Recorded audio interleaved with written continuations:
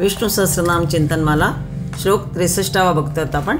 स्वापनस्ववशो व्यापी नैकात्मा नैककर्मकृत वत्सरो वत्सलो वत्सी रत्नगर्भोधनेश्वरः।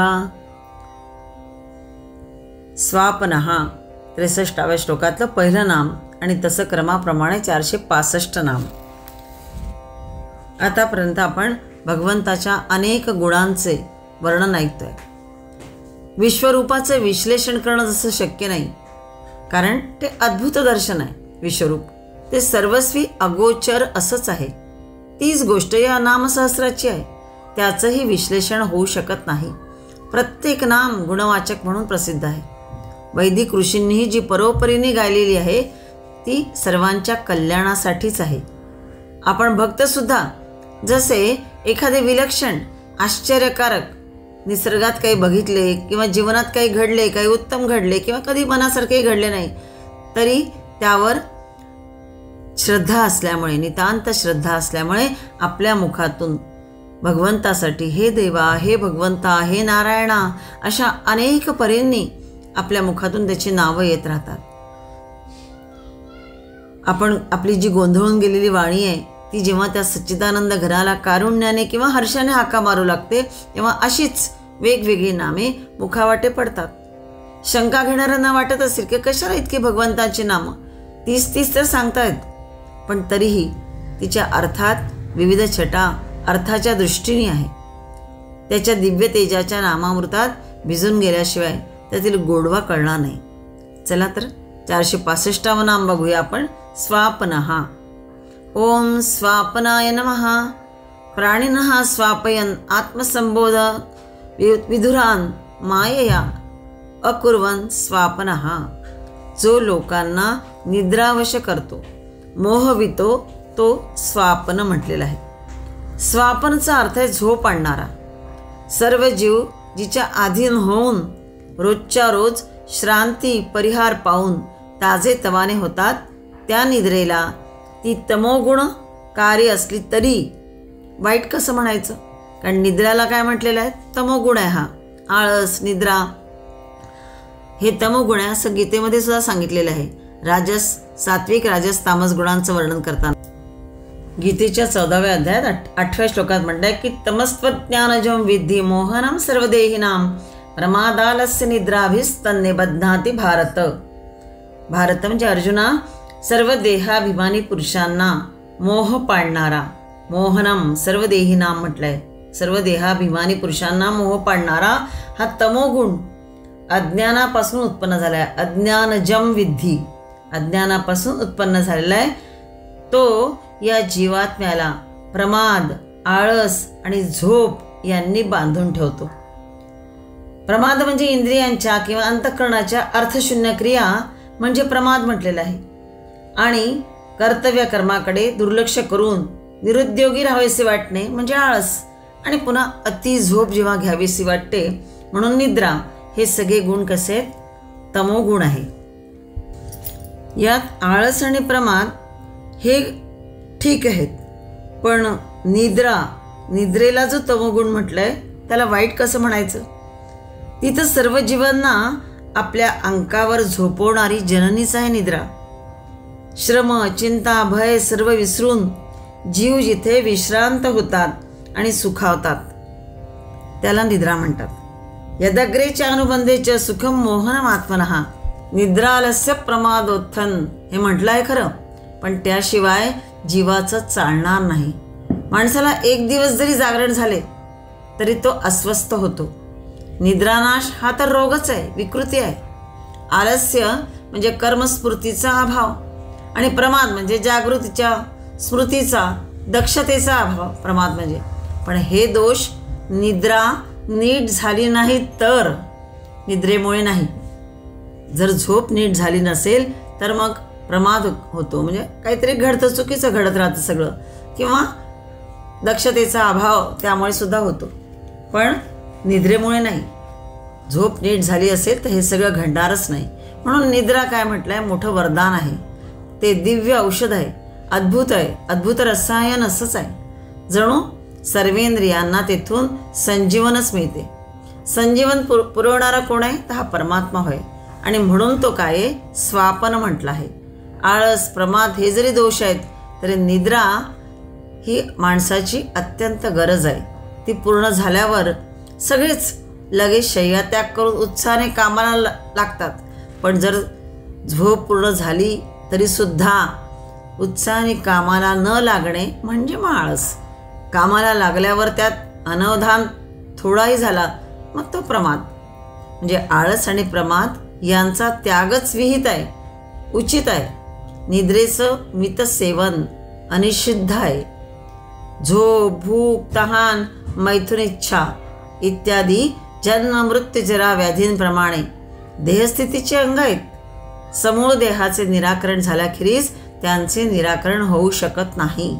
त्यांचं नियंत्रण, नियमन तेवढं शक्य आहे आणि ते युक्तिपूर्वक करणंच महत्त्वाचं आहे. तेच इष्ट होय. आणि ही युक्तीच म्हणजे पुढील स्ववशपदाने सांगितलेली आहे.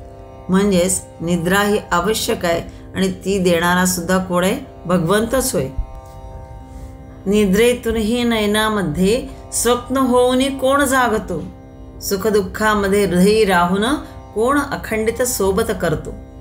कोण, कसे या प्रश्नापाठी आयुष्याची संध्या होते. शरण जाता श्री सद्गुरूशी मग कर्त्याची ओळख होते. तो जो आहे आपल्यामध्ये बसलेला आत्मतत्व जे आपलं आहे त्याची ओळख करून देणारा कोण आहे? सद्गुरूच आहे. जर सद्गुरूला शरण गेलं तर तो बरोबर त्याची आपल्याला ओळख करून देणार. आणि ही जी निद्रा आहे ही आपल्यामध्ये जी राहते ती कशी स्वप्न होऊन ती जागतच असते जणू काही. आणि आपल्या हृदयामध्येच ती अखंडित आपल्याला सोबतही करत असते आत्मतत्व रूपाने. पण निद्रा आवश्यकच आहे, अति नव्हे. हाही त्याच्या मागचा अर्थ समजून घ्यायचा आहे. आणि म्हणून पुढे ही कविता एक आहे ती सांगते. पुढे त्यात त्यांनी म्हटले की करता एक रघुनंदन हे शरणागत होताच मग ते प्रश्न मनीचे विरून जाती एक तत्व हे मनी प्रगटते. गुरु कृपेच्या ऋणातून या कोण कसे होईल उतराई हात मस्तकी सदैव वत्सल जैसा ठेवत असते आही. कोण रक्षितो गर्भामध्ये कोण पुरवितो तेथे वारा कोण निर्मितो बाळासाठी जन्मा आधीच अमृतधारा. या सगळी जी एक कविता आहे फार सुंदर आहे, वाचलेली आहे. आणि म्हणून कोण छेडितो श्वासांमध्ये, कोण छेडितो श्वासांमध्ये प्रभुस्मरणाचा मंजुळ तारा कोण निर्मितो नाद अनाहत ज्याने उजळे मन गाभारा. उजविण्याला मन गाभारा कोण चेतवी अंतर्ज्योती करण्या निशिदिन स्मरण प्रभूचे कोण देतसे अखंड स्फूर्ती. हे सगळं घडवणारा कोण आहे? तोच आहे एक. त्याचं जर सतत स्मरण असेल तर मात्र त्याच्या या नामावलीचा सुद्धा अर्थ हळूहळू कळायला लागतो. पुढचं नाम आपण बघणार आहे स्ववश. आणि जर हे सगळं स्वापन नाम का दिलं आहे हे आणि याची कशी आवश्यकता आहे आपल्या जीवनामध्ये, युक्तिपूर्वक हे सगळं कसं इष्ट आहे हे जर बघितलं तर स्ववश पदानी ती सगळी युक्तीच पुढे सुचवलेली आहे. म्हणून पुढचं नाम बघूया स्ववशः. श्लोक 63 466 नाम बघतो आपण. स्ववशः. ओम स्ववशाय नमः. स्वतंत्रः स्ववशः जगत उत्पत्ती स्थितिलय हेतुत्वात. जगाची उत्पत्ती, स्थिती आणि लयाचं कारण असल्याने स्वतंत्र होय. आणि म्हणून परमात्माचं एक नाम स्ववशः म्हटलेलं आहे. जगतातील प्रत्येक वस्तू ज्याच्या अधीन आहे असा, जो पूर्णपणे स्वतंत्र आहे असा तो परमेश्वर असल्याने सर्व प्राणीमात्रास आणि पंचमहाभूतांना त्यांची कार्यशक्ती व अस्तित्व हे याच्याच कृपेमुळे प्राप्त झालेले आहे. त्याच्याच शक्तीने त्यांना आपले कार्य करता येतं. सर्व प्राणीमात्रांना, पंचमहाभूतांना सुद्धा. जर परमेश्वराने आपले पालकत्व आवरून घेतले तर विश्वातील प्रत्येक वस्तू क्षणात कार्यशून्य होऊन जाईल. सर्व जगताला जरी त्याच्या शक्तीची आवश्यकता असते तरी तो मात्र सर्व जगतापासून पूर्णपणे अलिप्त असतो. जगाला आवश्यकता असते याच्या शक्तीची, पण तो मात्र सगळ्या जगापासून पूर्णपणे अलिप्त असतो. स्वयंपूर्ण असा तो व्यक्त जगतावर कधीही अवलंबून नसतो. आणि म्हणून तो पूर्णपणे काय आहे? स्ववश म्हटलं आहे. जसं तरंगांना सागराची गरज असते, परंतु सागर तरंगांच्या असण्या नसण्यापासून पूर्ण स्वतंत्र आहे. तरंगांना सागराची आवश्यकता आहे, पण सागर कसा आहे? तरंगाच्या असण्या नसण्यापासून पूर्णपणे स्वतंत्र आहे. आणखीन एक अर्थ बघू. स्ववश कोण? जो इंद्रियाधीन न होता स्वाधीनपणे त्यांना राबवून घेतो तो स्ववश म्हटलेला आहे. कामात्मता न प्रशस्ता न चैवे हास्य कामता न च एव इह अस्ति अकामता असं म्हटलेलं आहे पुढे. म्हणजे तो संधी विग्रह करून सांगितलं आहे की कामात्मता न प्रशस्ता न चैवे हास्यस्त्य कामता. कामात्मता इष्ट नाही म्हणजे जीवाला अकामता जमत नाही. हे जीवनाचं कोडच आहे. कामना इष्ट नव्हेच, पण जीवाला तसं वागून जमत नाही. आत्मा हा निरुपाधी असल्यामुळे तो आमचा आदर्श आहे. आदर्श देह निरपेक्ष असायला पाहिजे, कारण तेच परमसत्य आहे. परंतु जीवन तर देह सापेक्षच आहे, म्हणून देहाची उपेक्षाही करता येत नाही. या दोहोंचा समन्वय धर्म करतो. तो आत्म्याला आणि देहाचे देहाला द्यायला सांगतो. आत्मा साध्य आहे तर देह हे साधन आहे, म्हणून देहाची आवश्यकता आहेच. देहाची उपेक्षाही करायची नाही. या देहाची साधने सच्चिदानंद पदवी घेणे हे आपले कर्तव्य आहे असं धर्म शिकवितो. देहाची साधने, देहामुळेच देहधाऱ्यांनी कधीही उपेक्षाही करू नये आणि अतिदेहाचे लाडही करू नये हे धर्म शिकवतो. म्हणजे हा समन्वय कसा घालायचा हे सगळं आपल्याला धर्म शिकवतो.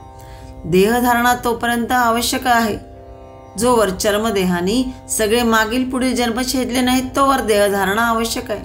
सगळे देह समूळ काटले नाहीत तोवर देह हे साधन म्हणून सांभाळलं पाहिजे. त्या देहासाठी देहाची भूक तहान पाहिली पाहिजे, पण गरज भागविणे वेगळे आणि चोचले पुरविणे निराळे असं म्हटलंय. पण धर्म काय शिकवतो आपल्याला? धर्म प्राणवृत्तीने जगायला सांगतो आणि इंद्रिय वृत्तींचा निषेध सांगतो. भुकेला कोंडा आणि निजेला धोंडा ही म्हण प्राणवृत्तीची आहे. भोजने न युक्त त्याग किंवा राग युक्त निसंग कार्यदृष्टी असंही पुन्हा वर्णन केलेलं आहे. म्हणजे ही जी जीवनाच्या कोड्याची सोडवणूक आहे ही लक्षात घेतली पाहिजे. भोजनाचा त्याग पण करायचा नाही किंवा अति आसक्तीही त्यात ठेवायची नाही. युक्तपणाने निसंग होऊन कार्यदृष्टीकडे नेहमी लक्ष असलं पाहिजे. हा महत्त्वाचा भाग कोण शिकवतो? तर धर्म शिकवतो. आणि मग तो इंद्रियाधीन न होता स्वाधीनपणे त्या इंद्रियांना सुद्धा राबवून घेतो आणि मग त्याला स्ववश म्हटलं तर वावगं होणार नाही. गीतेच्या 2ऱ्या आणि 3ऱ्या अध्यायामध्ये त्याचं वर्णन आलेलं आहे की रागद्वेषवियुक्तस्तु विषयान इंद्रियश्चरन् आत्मवश्यैर्विधेय आत्मा प्रसादम अधिगच्छति. हा विधेय आत्मा हा जो कर्मयोगी आहे, अनासक्त कर्मयोगी आहे, तो कसा आहे त्याचं वर्णन केलेलं आहे गीतेच्या 2ऱ्या अध्यायात 64व्या श्लोकात. आणि पुन्हा 3ऱ्या अध्यायातही 7व्या श्लोकात वर्णन केलं आहे की यस्वेंद्रियाणि मनसा नियम्यारभतेर्जुन कर्मेंद्रिय कर्मयोगम असक्तस्य विशेष्यते. आत्मवश्यैर्विधेय आत्मा म्हणजे अंतःकरण ज्याच्या ताब्यात ठेवलेला आहे ज्या साधकाने, तो रागद्वेषरहित इंद्रियांनी विषयाचा उपभोग तर घेत असतो. तो उपभोग घेत असून सुद्धा त्याची किती प्रमाणात काय ठेवायला हवं याचा विचार त्याला असतो आणि मग त्यातूनच त्याची अंतःकरणाची प्रसन्नताही तो प्राप्त करून घेतो. कुठेही राग नाही, म्हणजेच अति आसक्ती पण नाही, कुठेही द्वेष पण नाही. रागद्वेष वियुक्तैही तू असं म्हटलेलं आहे. आणि पुढे 3ऱ्या अध्यायात जे म्हटलेलं आहे की यस्वेंद्रिया आणि मनसा नियम्यारभते अर्जुन, ते जे सांगितलेलं आहे की जो मनुष्य मनाने इंद्रियांना ताब्यात ठेवून आसक्त न होता सर्व इंद्रियांच्या द्वारा कर्मयोगाचं आचरण करतो त्याला श्रेष्ठ म्हटलेलं आहे. सविशेष्यते म्हटलं आहे. तोच कसा आहे? श्रेष्ठ होय असं सांगितलं आहे. म्हणजे कर्म करून सुद्धा अकर्म करणे या अर्थाने कुठल्याही फळाची अपेक्षा न करता जो सतत कर्म करत असतो त्या अवस्थेला निष्कर्मता असंही म्हटलेलं आहे. गीतोक्त योग तो हाच आहे. गीतेमध्ये जो योग सांगितला आहे तो हाच. विधेय परमात्मा हा सहज स्वश आहे स्ववश आहेत. पण त्याचे जे भक्त आहेत ते सुद्धा स्ववशच असतात. त्याचा उपासक देहधारी असल्याने त्याला फक्त तारेवरची कसरत करावी लागते. तेव्हा आत्मदर्शनासाठी जिजीविषा बाळगून जगायचे तर आहार घेणं आवश्यकच आहे. आहार घ्यावा तर रागद्वेष सुद्धा शिरतात. म्हणून रागद्वेषाच्या आहारी न जाता आहार घेणे ही साधकाची युक्ती आहे. त्याला ते साधतं किंवा साधायला हवं. पण जो साधक असतो त्याला ही सगळी दुहेरी कसरत साधते आणि तो युक्तीने ते सगळं करतो. भक्तीच्या संगतीची परिणती म्हणजेच काय? मुक्ती. नाही देवापाशी मुक्तीचे गाठोडे आणून निराळे द्यावे हाती. परमात्मा मात्र कोणावर अवलंबून नाही आहे. पण त्याचा जो साधक आहे, त्याचा जो भक्त आहे, तो सुद्धा बरेचदा अवलंबून कोणावर राहत नाही. कारण पुन्हा म्हटलं आहे, नाही देवापाशी, तुकाराम महाराजांनी की नाही देवापाशी मुक्तीचे गाठोडे आणून निराळे द्यावे हाती. आपलं आपल्यालाच हे सगळं स्वाधीन करावं लागतं. सगळ्या इंद्रियांना मोकाट न सोडू देता कसं बरोबर साधायचं हे सगळं साधक भक्त यांना माहीत असतं. आणि तोच कर्म करत करत ते कर्मसुद्धा फलासक्ती न ठेवता कसं अकर्म होईल किंवा कशी नैष्कर्मता आपल्या कर्मामध्ये येईल हे सगळं तोही साधत असतो. त्यालाही स्ववश म्हणायला काहीही काही स्ववशच म्हणावं लागेल. त्यालासुद्धा काही आश्चर्य वाटणारा नको. परमात्मा तर स्ववश आहेच, पण त्याचा गुण घेणारे साधकही स्ववशच म्हणता येईल. श्लोक 63 बघतो आपण. 467 नाम. व्यापी. ओम व्यापिने नमः. आकाशवत सर्वगतत्वात व्यापी. आचार्य भाष्य करताना लिहितात की आकाशाप्रमाणे सर्वगत आणि नित्य आहे. किंवा आणखीनही भाष्य केलं आहे की कारणत्वेन सर्व कार्याणाम व्यापनात वा व्यापी. म्हणजे कारणरूपानी सर्व कार्याणाम म्हणजे समस्त कार्यांना व्याप्त करणारा, म्हणून ही व्यापी अशी संज्ञा भगवंताला दिलेली आहे. अर्थात कार्याला कारण व्यापून असतं. कारण म्हणूनच त्याला व्यापी म्हणायचे. भगवंताने सांगूनच ठेवलं आहे की मया ततविधम सर्वै जगदव्यक्तमूर्तिना नचमस्थानी भूतानी पश्यमे योगमैश्वरम. जसे पाण्याने बर्फ परिपूर्ण भरलेलं असतं तसे मी निराकार परमात्म्याने हे सगळे जग पूर्ण व्यापलेले आहे. किंवा जसं सुवर्ण हे सर्व अलंकारांना व्यापून असतं तसे हे सर्व विश्व कार्यस्वरूप असून परमात्मा कारणरूप होय. आणि त्यामुळेच तो सर्व वेळी व्यापून आहे. म्हणून त्याला व्यापी असं म्हटलेलं आहे. परमात्मा या जगताचे मूलभूत कारण असून त्यानेच हे सर्व नित्यतेने व्यापलेले आहे. जगतातील सर्व वस्तूंमध्ये, त्यांच्या सर्व कार्यक्रमांमध्ये, स्वभावांमध्ये सर्व वेळी उपस्थित आहे. हा सर्व संसार परमेश्वराच्या निराकार रूपानेच व्याप्त आहे. व्यक्त अव्यक्त सर्व साकार विश्वाला अंतर्बाह्य व्यापून टाकणारे परब्रह्म नावाचं जे तत्व आहे तेच सर्वत्र ओतप्रोत भरलेले आहे. तत्वज्ञानाप्रमाणे व्यापत्व म्हणजे सूक्ष्मत्व जे सर्वव्यापी आहे ते सूक्ष्माहूनही सूक्ष्म आहे आणि म्हणून सर्वास व्यापून राहिलेला तो व्यापी असं म्हटलेलं आहे. म्हणून ज्ञानदेव महाराज म्हणतात की तुझं सगुण म्हणो की निर्गुण रे, सगुण निर्गुण एको गोविंदू रे, अनुमाने ना श्रुती नेती नेती म्हणती गोविंदू रे. तुझं स्थूळ म्हणो की सूक्ष्म रे, स्थूल सूक्ष्म एक गोविंदू रे. तुझं आकार म्हणो की निराकार रे, साकारू निराकारू एक गोविंदू रे. तुझं दृश्य म्हणो की अदृश्य रे, दृश्य अदृश्य एक गोविंद रे. निवृत्ती प्रसाद ज्ञानदेव बोले, बाप रखमा देवीवरू विठ्ठलू रे. तुला स्थूल म्हणायचं का सूक्ष्म म्हणायचं? दोन्ही रूपात तू दिसतोसच. तुला आकारलेला मानायचं का निराकार? ह्या दोन्ही पद्धतीने मला तू दिसतोस. तुला दृश्य म्हणायचं का अदृश्य म्हणायचं? तू दृश्य होऊन दिसतोस आणि अदृश्य रूपी जाणवतोस. सगुण म्हणायचं की निर्गुण, असं दोन्ही प्रकारे तू जाणवतोस.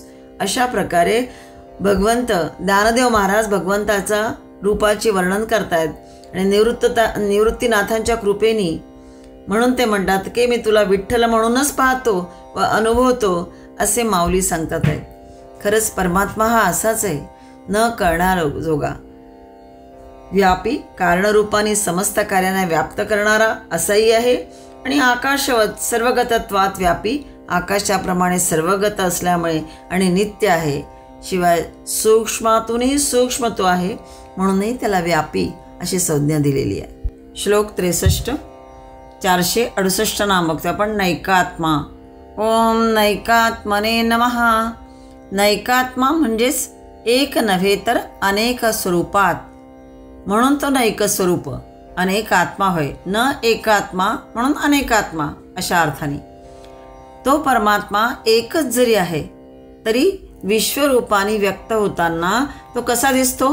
अनेक रूपात व्यक्त दशेस तो येतो. सर्व पंचमहाभूतात्मक सृष्टी आणि त्याची कार्य, त्यांची क्रीडा चालू ठेवण्याकरता तो परमात्मा स्वतः सृष्टीकर्ता, पालनकर्ता आणि संहारकर्ता अशाही अनेक रूपाने व्यक्त होतो. म्हणूनच त्रिमूर्ती अनेक मूर्ती रूपाने व्यक्त होते. म्हणूनच ते विष्णू तत्वस्वय, असं जे आहे ते विष्णू तत्वस्वय असं म्हटलेलं आहे. ब्रह्मा म्हणून सृष्टीची उत्पत्ती करतो, विष्णू म्हणून सृष्टीचं पालन करतो, महेश म्हणून तिचा लय करतो, म्हणजेच संहार ज्याला म्हणता येईल आवरून घेतो स्वतःकडे. आणि गुणातीत होऊन तो स्वस्थ होतो आणि म्हणूनच तो म्हणावायचा नैकात्मा. तसंच हे सगळं जे विचित्र जग दिसतंय ते काय आहे म्हणून म्हणायचं? तेही परमात्मा स्वरूपात जर आहे तर मग उघडच तो परमात्मा एकात्मा नाही तर नैकात्मा होय, म्हणजेच अनेकात्मा होय. सृष्टीच्या वैविध्यामुळे आणि त्याहूनही अतीत म्हणजे अतीततेमुळे स्रष्टा म्हणजे सृष्टीची रचना करणारा नैकात्मा झाला, ज्याला निर्माता झाला असं म्हणता येईल, रचयिता झाला असंही म्हणता येईल. हा समाज पुरुषही कार्यभेदाने नैकात्मा झालाय. हा जो समाज पुरुष आहे हा सुद्धा कार्यभेदाने कसा झालाय? नैकात्मा झालेला आहे, म्हणजेच अनेकात्मा झालेला आहे. कसं? तर ज्ञानी यांचा एक वर्ग आहे ज्याला आपण बुद्धिजीवी वर्ग म्हणतो. ज्ञानी यांचा याचा अर्थ जे बुद्धिमान आहेत, श्रेष्ठ आहेत, यांना ब्रह्माला जाणणारे आहेत, वेदज्ञ आहेत, असा सगळा जो एक वर्ग आहे त्याला बुद्धिजीवी वर्ग म्हणता येईल, किंवा सर्व दृष्टीने सुद्धा ज्ञानी. दुसरा एक वर्ग आहे प्रजापालनासाठी म्हणा किंवा सीमा रक्षणासाठी म्हणूया आपण आता, ते सदैव सज्ज असतात. असा एक वर्ग आहे की जो पराक्रमाने आपला सगळ्यांचं रक्षण करतो, समाजाचं, देशाचं रक्षण करणारे असे ते, ज्याला पूर्वीला क्षत्रिय असं सुद्धा म्हटलं जात असं. काही धनोपार्जन करून व्यापार करणारे आहेत ज्याला वैश्य म्हणतो आपण, किंवा काही सेवा चाकरीद्वारा समाज राष्ट्राच्या प्रगतीला सहाय्य करणारे आहेत, जे नैकात्मा अनेकात्मा रूपाने आहे. म्हणजे त्रिगुण रूपातही आपण बघितला, त्रिमूर्ती रूपात सुद्धा आपण बघितला की ब्रह्मा, विष्णू आणि महेश या अर्थाने. शिवाय हे जे सगळं जग आहे इथे सुद्धा अनेक आत्मरूपाने तो आहे, म्हणून तो नैकात्मा आहे, केवळ एकात्मा नव्हे. त्याचप्रमाणे समाज पुरुषा जो बघतोय आपण तो सुद्धा कार्यभेदामुळे नैकात्मा झालेला आहे. समाज पुरुषाप्रमाणे व्यक्तीही विकासावस्थेमुळे किंवा त्याच्या भेदामुळे, विकासावस्थेच्या भेदामुळे नैकात्मा आहे. जसं समाज पुरुष आहे तशी व्यक्तीसुद्धा. कसं? तर विद्याध्ययनासाठी जेव्हा तो अध्ययन करत असतो, ज्ञान प्राप्त करत असतो, तेव्हा तो ब्रह्मचारी. प्रजोत्पादनासाठी तो गृहस्थ बनतो, म्हणजे गृहस्थाश्रम तो स्वीकारतो. तपस्येसाठी नंतर वानप्रस्थ म्हणजे वनस्थ होतो. आणि देहाभिमान मुक्तीसाठी मग संन्यासी होत असल्यामुळेच व्यक्तीसुद्धा नैकात्माच आहे अशा अर्थाने. जीवात्मा, पूतात्मा आणि परमात्मा अशी ही आत्म्याची नैकात्मता उघड आहे. देहाभिमानी जीव जीवात्मा होय. अनहमवादी म्हणजे अहंकाररहित सोहमवादी जो जीव आहे तो पूतात्मा म्हणजे त्याला पवित्र आत्मा म्हणता येईल असा. आणि नित्य शुद्ध बुद्ध मुक्त स्वभाव निरुपाधिक जो आत्मा आहे तो परमात्मा होय. म्हणजेच हा नैकात्मा म्हणून म्हटलं गेलं आहे. नामदेव महाराजांनी म्हटलंय की जीव विठ्ठल, आत्मा विठ्ठल, परमात्मा विठ्ठल, विठ्ठल विठ्ठल. या अभंगातही सुद्धा नैकात्मताच त्याची उल्लेख केलेली आहे. अशा प्रकारे तो नैकधा म्हणजे एकटा दुकटा नाही, नैकात्मताच त्याची दिसून येते. नैकधा म्हणजे तो एकटा नाही आहे, तर त्याची नैकात्मताच या सगळ्यातून दिसून येते. म्हणून त्याला नैकात्मा असं म्हटलेलं आहे. श्लोक 63 बघतो आपण. 469 नाम. नैक कर्मकृत. ओम नैक कर्मकृते नमः. आचार्य भाष्य करताना म्हणतात की जगत उत्पत्ती संपत्ती विपत्ती प्रभृती कर्माणि करोति इति नैक कर्मकृत. म्हणजे जो अनेक कार्य करतो, तो सृष्टीचं सृजन करतो म्हणजे उत्पत्ती, पालन करतो आणि विलयही करतो, म्हणून अनेक कार्य करणारा, म्हणून त्याला नैक कर्मकृत म्हटलंय. आधीचं नाम आपण नैकात्मा म्हटलंय, म्हणजे केवळ तो एकच आत्मा म्हणून नाही, तर अनेक आत्मा रूपाने सुद्धा तो आहे. या अर्थाने इथे अनेक कार्य तो करतो, म्हणजे न एक कर्मकृत, एकच कर्म करणारा नाही तर अनेक कर्म करणारा, नैक कर्मकृत, म्हणून त्याला असं नाम या ठिकाणी दिलेलं आहे. म्हणजेच अनेक कार्य करणारा असून जिथे तो नाही तेथील कार्य थांबून जाते. जर तिथे जो नसेल परमात्मा तर तेथील कार्य थांबून जाते. अनेक कार्य तो करत असतो. परमात्मा हा सर्वात्मक असल्यामुळेच तो सर्वविध कर्म करणारा आहे. एकच किंवा एकविध कर्मच तो करीत नाही, म्हणून त्याचं एक नाम नैक कर्मकृत म्हटलेलं आहे. नैक कर्मकृत म्हणजे न एक कर्मकृत तर सर्व कर्मकृत असं समजावायचं म्हणजे त्याला एकच करत नाही तर सर्व कर्मकृत तो आहे. सर्व कर्म गुणानुसार त्रिधा विभागले जातात. कसे? गुणानुसार त्रिधा म्हणजे 3 प्रकारे विभागले जातात सर्व कर्म. राजस, सात्विक आणि तामस. रजसुपाधिक चेतनाकडून होणाऱ्या कर्ममात्राला विश्वोत्पत्ती म्हणतात. म्हणजे रजस गुणापासून उत्पन्न होणाऱ्या चेतनाकडून कर्माला विश्वोत्पत्ती होते, त्याच्याशिवाय होणार नाही विश्वोत्पत्ती, म्हणून रजोगुणाची आवश्यकता आहे. सत्वोपाधिक चेतनाकडून होणाऱ्या कर्ममात्राला विश्वपालन म्हटलेलं आहे. आणि तमसोपाधिक चेतनाकडून होणाऱ्या कर्ममात्राला विश्वसंहार अशा वैश्विक संज्ञा आहेत. आणि त्या गुणोपाधिक चेतनाला मग म्हणतात ब्रह्मा, विष्णू आणि महेश. गुणोपाधिक घेऊन म्हणजेच कधी रसोपाधिक म्हणजेच रजोगुण, कधी सत्वोपाधिक, कधी तमसोपाधिक आदी घेऊन नैकात्मा झालेला तोच चेतन नैक कर्मे करतो. नैक कर्मे करतो म्हणजे अनेक कर्म करतो. ह्या रज, तमस आणि तामस अशा आदी गुणांना घेऊन, याच्या आदी उपाधी घेऊन हा नैकात्मा झालेला आहे. आणि मग तोच नैक कर्मे करतो. तोच त्रिगुणातीत चेतन, प्रपंचोशम शांत शिव अद्वैत चतुर्थ म्हटला जातो. आणि चतुर्मूर्ती म्हणून त्याचंही वर्णन होतं. बहल रजसे विश्वोत्पत्तो भवाय नमो नमः. प्रबल तमसे तत्संहारे हराय नमो नमः. जनसुख कृते सत्वोद्रिक्तो मृडाय नमो नमः. प्रमहसि पदे निस्त्रय गुण्ये शिवाय नमो नमः. महिम्न स्तोत्र जे आहे त्या शिवाचं जे वर्णन आहे ते शिव म्हणजे विष्णू आणि विष्णू म्हणजे शिव असंही बरेचदा म्हटलं जातं. परमात्मा नैकात्मा असल्यानेच बहुनिमे अकृताकृतानी अनेक कर्म तो करतो, जे केलेले नाही असे तो कर्म करतो. तस्य मे तत्र न लोमच नाम यत. म्हणजे करू नये अनेक गोष्टी त्याही मी केल्या आहेत. माझा तरीसुद्धा माझा केसही कोणी वाकडा करू शकत नाही, म्हणून म्हटलंय बालही वाकडा झालेला नाही त्याचा, असं म्हटलं जातं. सर्व कर्तृत्व आणि त्याचबरोबर त्याहून अतितत्व दोन्हीही त्याच्यात आहे. परमात्म्याची सर्वधारता आणि निरुपाधिक केवलता लक्षून असं हे परस्पर विरुद्धी प्रतिपादन व्यवस्थितच आहे. परमात्म्याला तुम्ही एकात्मा म्हणा की नैकात्मा म्हणा, तो एकदेशीय होऊ शकत नाही. आणि म्हणून तो नैकात्मा, नैक कर्मकृत इत्यादीही सुद्धा म्हटला जातो, अनेक कर्म करणारा.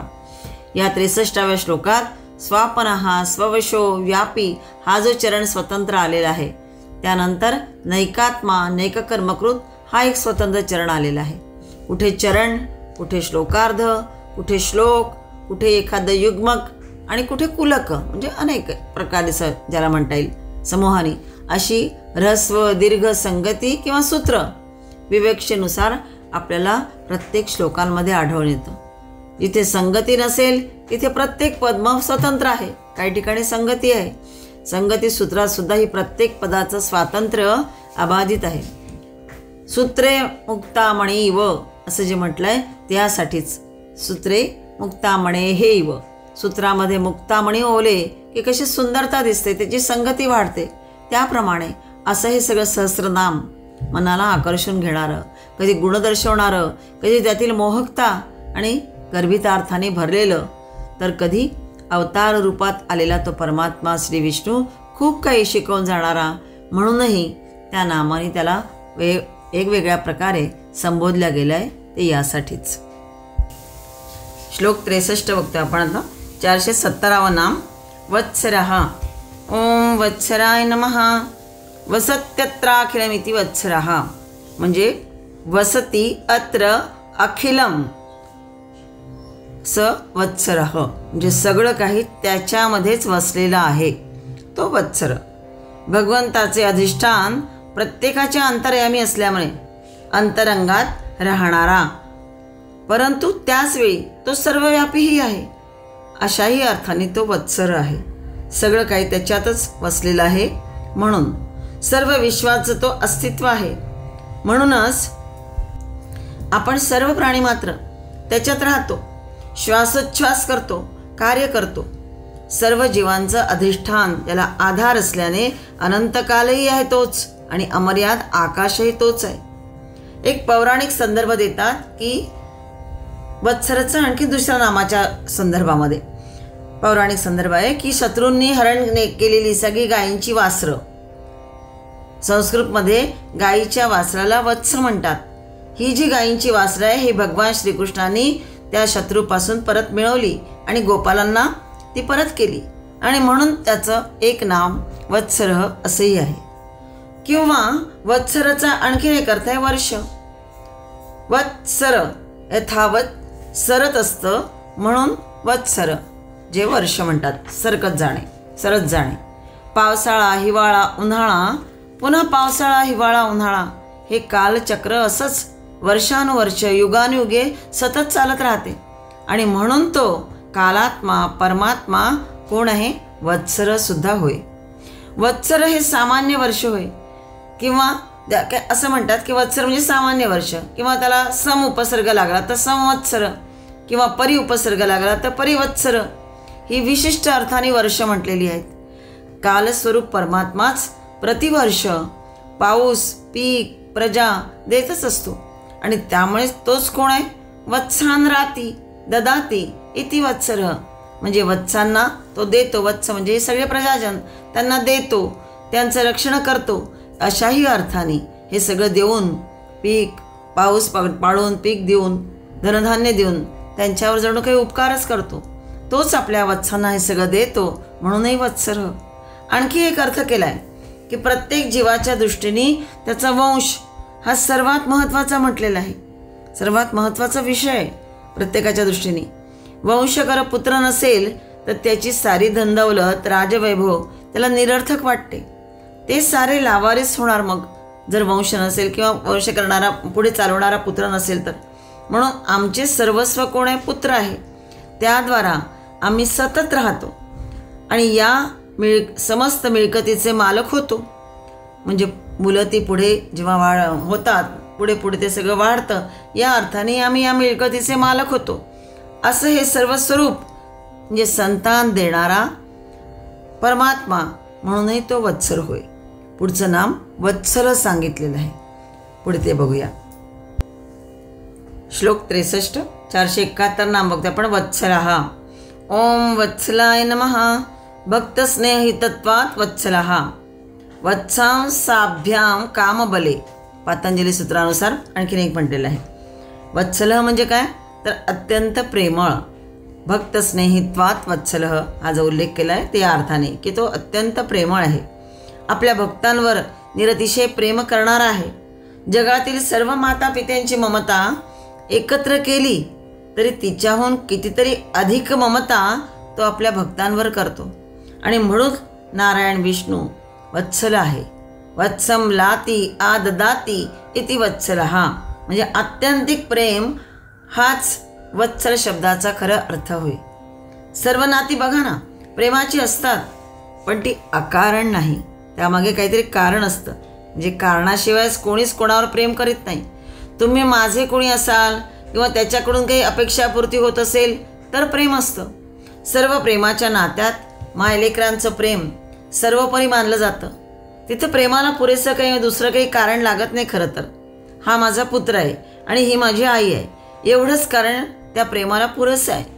म्हणजे नाम रूप गुण कर्म कशाची अपेक्षा तिथे नाही. इतर नात्यात तसं नसतं. म्हणून ती नाती कशी आहेत, कनिष्ठ आहेत. परंतु मायलेकरांच्या नात्यांहून सुद्धा अधिक श्रेष्ठ कोणतं नातं आहे, आगळं वेगळं कोणतं नातं आहे, तर परमात्म्याचं नातं आहे. तिथे जन्माचा रक्ताचाही संबंध नाही. मायलेकरांच्या प्रेमात तरी जन्माचा रक्ताचा संबंध असतो. थोडंफार होईना त्यामागे काहीतरी कारण असतंच.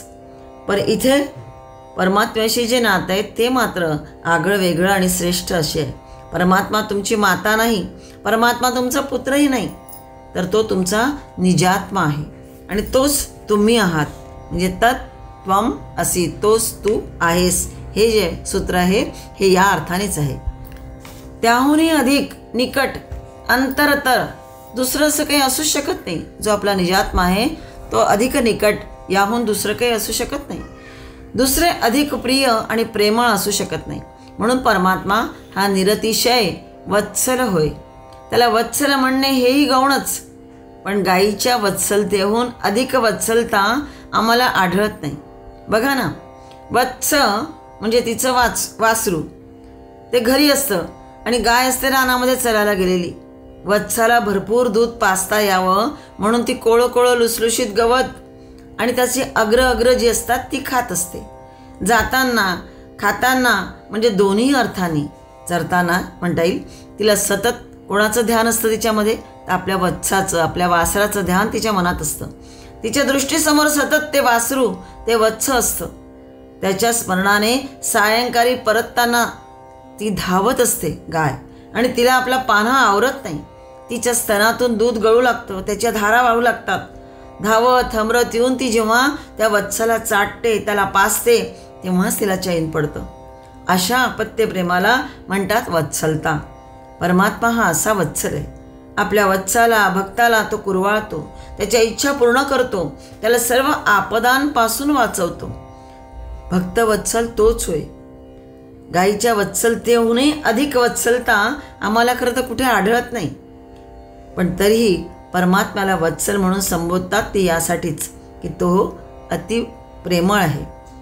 आपल्या सर्व वत्सांसाठी तो माऊली आहे.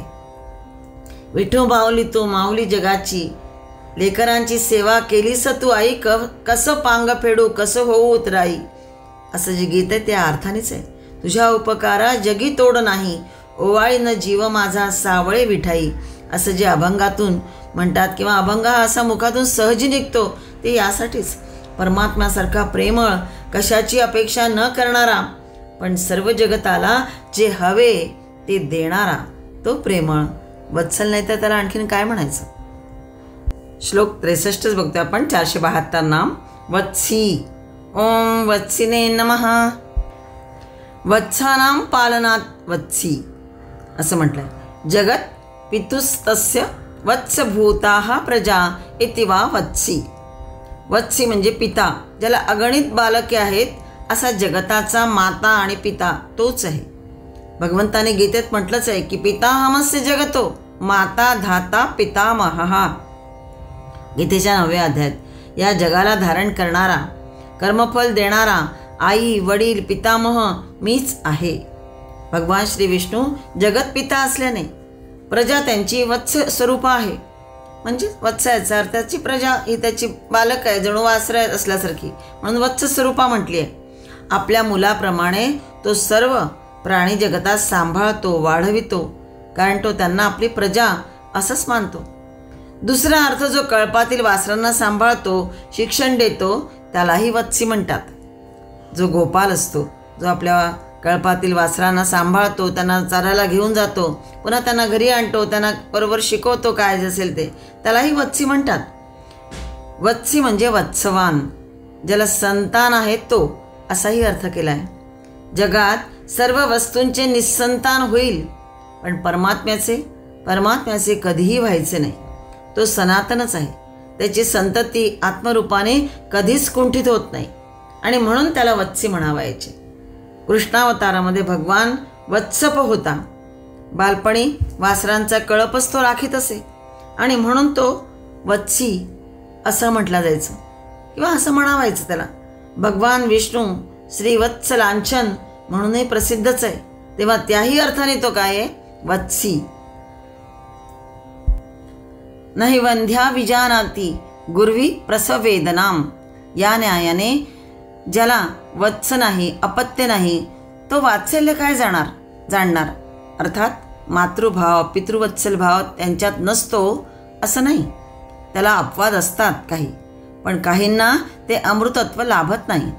परंतु वत्सी शब्द असा आहे की ज्याला पुत्र पुत्री आहेत, छात्र छात्रा आहेत, त्यालाच वात्सल्य काय आहे हे कळत असतं.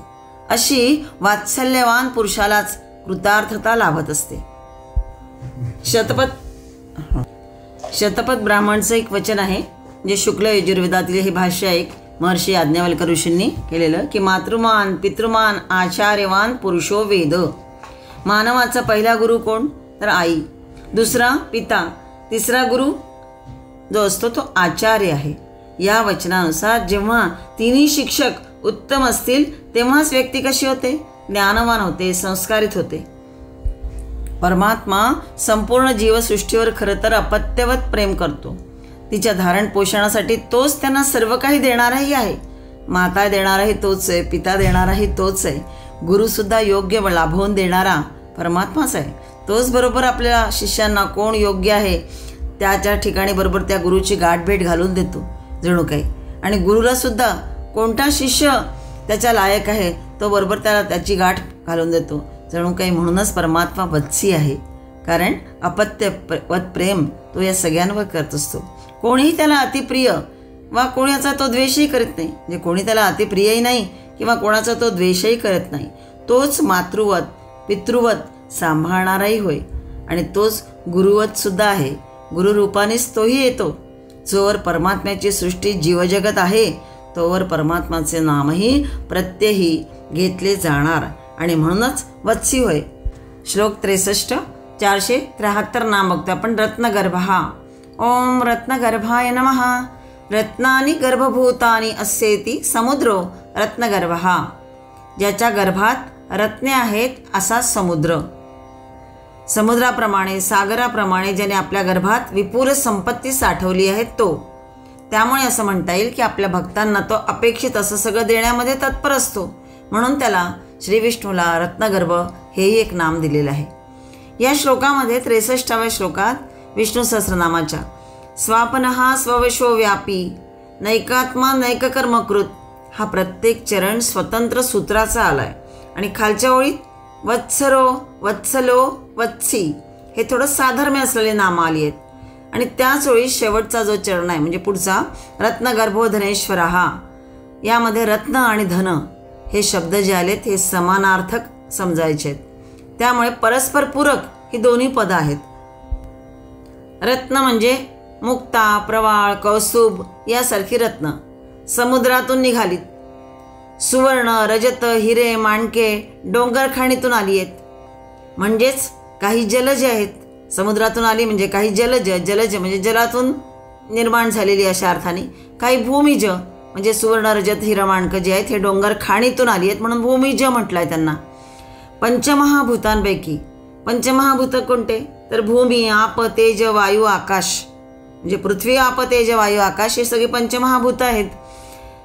ही पंचमहाभूतांपैकी आकाश वायू आणि अग्नी यातून आम्हाला अशी रत्न मिळत नाहीत. पण आप म्हणजे ज्याला पाणी म्हणता येईल जल म्हणता येईल समुद्र आणि भूमी म्हणजे पृथ्वी ही दोनच पंचमहाभूत आहे. त्यातून आम्हाला रत्न मिळतात किंवा काहीतरी मिळतात इथून. रत्नगर्भ पदाने रत्नाकर समुद्राचा आणि धनेश्वर पदानी मुख्यतः हेमगिरी मेरूचा संकेत केला आहे इथे. या दोन्ही म्हणजे सागर आणि मेरू पर्वत ही कशी आहेत? भगवत विभूती होय. गीतेच्या 10व्या अध्यायात आपण वाचलंय की सरसाम अस्मि सागरहा, म्हणजे जलाशयांमध्ये, सरसा म्हणजे जलाशयांमध्ये मी कोण आहे? सागर माझी विभूती असं समज, असं भगवंत म्हणतात. आणि मेरू शिखरिणामहम, म्हणजे शिखरे असणाऱ्या पर्वतांमध्ये जो सुमेरू पर्वत आहे तो मी, माझीच विभूती आहे असं समज, असं भगवंत म्हणतात. धान्य पशु यांची पैदास माणूस करतो, परंतु सोने रुपे हिरे माणके यांची पैदास माणसाला करता येत नाही. ती सगळी ईश्वरी सृष्टी आहे. म्हणून परमात्मा हा रत्नगर्भ म्हणावायचा. रत्नादी त्याचे गर्भ होत, त्याच्यापासूनच त्याची पैदास होते. रत्ने ही मौल्यवान आहेत कारण ती दुर्मिळ आहेत, अविनाशी आहेत. इतर वस्तू कुजतात, नाश पावतात, परंतु हिरा हे रत्न लक्षावधी वर्षेपर्यंत जसाच्या तसाच राहतो. अविनाशी परमात्मा त्याच्या गर्भातही अशी विपुल संपत्ती आहे की जो तो आपल्या भक्तांना कृपा प्रसादाद्वारे देतच असतो. याही अर्थाने तो कसा म्हटलाय? रत्नगर्भ म्हटलाय. जे समुद्रातून मिळणारी जलज किंवा भूमिजयातून मिळणारी ही सगळी तर रत्न आहेतच, मग खाणीतली असो की पाण्यातून निघाली, समुद्रातून निघालेली असो, अशी ही सगळी रत्न याच्याचमुळे आहेत, परमात्म्यामुळेच. शिवाय तो आपल्या गर्भातही अशी काही विपुल संपत्ती ठेवतो की ज्यामुळे आपल्या भक्तांना कृपाप्रसाद त्यांच्यावर करून ती सगळी संपत्ती जणू त्यांच्यावर उधळत असतो, देत असतो. म्हणूनही तो रत्नगर्भ होय. श्लोक 63, 474 नाम बघतो आपण. धनेश्वरः. ओम धनेश्वराय नमः. धनानाम ईश्वर धनेश्वरः असं म्हटलं जातं. म्हणजे धनाचा, सर्व धनांचा जो स्वामी त्याला धनेश्वर म्हटलेलं आहे. धनाची व्याख्या काय? तर जे जीवनोपकारक धन ते धन अशा अर्थाने. या व्याख्येप्रमाणे ज्याला सामान्यतः धन म्हणतात ते कसं आहे? बहुमूल्य पाषाणखंड आणि कृमी निष्ठीवनरूप प्रवालमुक्तादी जलज द्रव्य आणि हेम रजत आदी चकचकीत मृत्पिंड खरोखर धन नसून निधन होय. आणि यांनाच अनुलक्षून शंकराचार्य म्हणतात की अर्थम अनर्थम भावय नित्यम, म्हणजे अर्थ सर्वाचं मूळ कारण आहे. कशाचं? तर दुःखाचं मूळ कारण अर्थ होय, म्हणजेच धन होय. हा उपदेश कोणी ऐको न ऐको, इसापाचा कोंबडा मात्र बरोबर ऐकतो. तो उकिरड्यावर पडलेल्या रत्नाला लाथाडतो आणि धान्याचा कण तेवढा टिपून घेतो. शंकराचार्य कुक्कुट मंत्रच मानवाला समजावून जणू काही सांगत आहेत. रत्नादिकांच्या नि सोन्या चांदीच्या मागे लागून मानवाने जीवन विकृत आणि क्षीण करून टाकलाय. आणि त्यामुळेच अक्षरार्थाने हा अर्थ म्हणजे हे धन काय आहे? अनर्थ असे लक्षात यायला हवे. खरं तर सूर्यप्रकाश दिव्य धन होय, वर्षा अंतरिक्ष धन होय, आणि सर्वविध धन म्हणजे काय? तर अन्न, त्याला भौमधन म्हटलेलं आहे. सूर्यप्रकाश आपल्याला जीवन जगायला शिकवतो आणि ते खरं दिव्य धन. वर्षा अंतरिक्षातलं धन, कारण ती येते, पाऊस पडतो, अन्नादी उगवतं आणि पिकांच्या द्वारे, अन्नाच्या द्वारे या आपल्याला जीवन पोषण होतं. आणि सर्वविध अन्न मग ते त्याला म्हटलंय धन, भौमधन. भौमम दिव्यम चांतरिक्षम वित्तम अच्युत निर्मितम. हे जे सगळं भौमधन, दिव्यधन आणि अंतरिक्ष वित्त आहे, हे सगळं कोणी निर्माण केलेलं आहे? तर ते परमात्म्याने निर्माण केलं आहे. भूमिगत, अंतरिक्षगत किंवा आकाशगत हे सगळे ईश्वर निर्मित आहेत. आणि म्हणून परमात्मा काय आहे? धनेश्वर म्हटलाय. कारण सर्व जीवन आणि जीवनोपकारक सर्व त्याच्याच पासून उत्पन्न झालेला आहे. असं असूनही तोच त्याचा स्वामी आहे. गीतेत सांगितलंय की विभूती योग सांगताना वित्तेषु यक्ष रक्षसाम, म्हणजे यक्ष आणि राक्षस यांच्या धनाचा जो स्वामी तो कुबेर म्हणजे भगवत विभूती होय. कोशाध्यक्ष आहे खरा तर कुबेर. सर्व नवनिधी त्याच्या अधीन आहेत. पण धनसंग्रहामुळे त्याचंही जीवन कसं झालंय? विकृत झालेलं आहे. तो कुबेर कसा झालाय? कुबेर बनला आहे. कुत्सितम बेरम शरीरम यस्य सह कुबेरः असं म्हटलं जातं. खरं तर सर्वश्रेष्ठ संपत्ती म्हणजे मुक्ती आणि ते देणारा श्री नारायणच तिचा स्वामी आहे. मायेच्या आवरणामुळे निर्माण होणाऱ्या सगळ्या सुखदुःखांपासून किंवा बंधनांपासून भक्तांना मुक्ती देणारा श्री नारायण श्री विष्णू हाच खरा धनेश्वर होय. कारण मुक्ती हेच सर्वश्रेष्ठ धन आहे असं मानल्याशिवाय राहत नाही आणि त्याच्या कृपेशिवाय मात्र हे काहीही शक्य नाही असा हा धनेश्वर.